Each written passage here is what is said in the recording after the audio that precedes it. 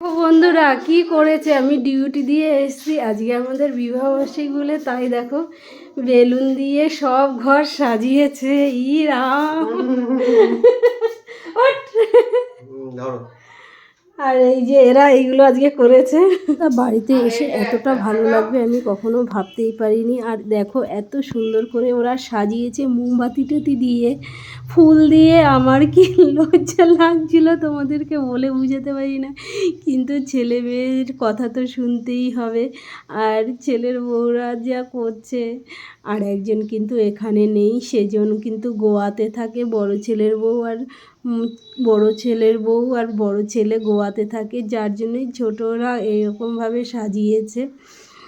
আর আমার এত খুশি হচ্ছে, আমি তোমাদেরকে কি বলবো বন্ধুরা, এত ভালো লাগছে বলার মতন না।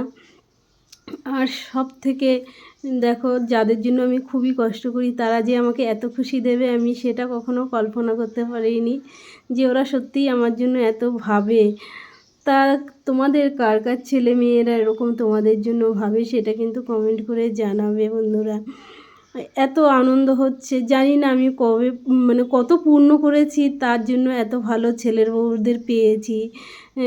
তারা আমার জন্য সব সময় ভাবে।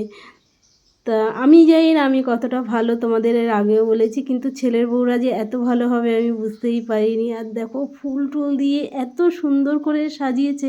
যেহেতু ভিডিওটা আমরা ঠিকঠাক করতে পারিনি, তাও যেটুকু করেছি সেইটুকুই তোমাদেরকে তুলে ধরার তোমাদের কাছে চেষ্টা করেছি। কিন্তু সবাইকেই আমি বলবো একটা কথাই, সবাই কিন্তু মা বাবাকে একটু খুশি করার চেষ্টা করো। যেরকম আমার ছেলেরা আমাকে আমাদের দুজনকে খুব খুশি দেখতে চায়, সেরকম কিন্তু তোমরাও করো বন্ধুরা। মা বাবাকে খুব খুশি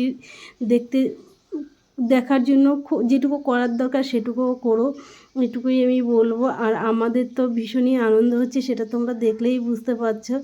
আর এই যে দেখো আমাদের ঘরে দুজন কোল আলো করে, আমার মেয়ের ঘরে আর ছেলের ঘরে দুইজন এসছে, আর বড়জনের ঘরে আসবে।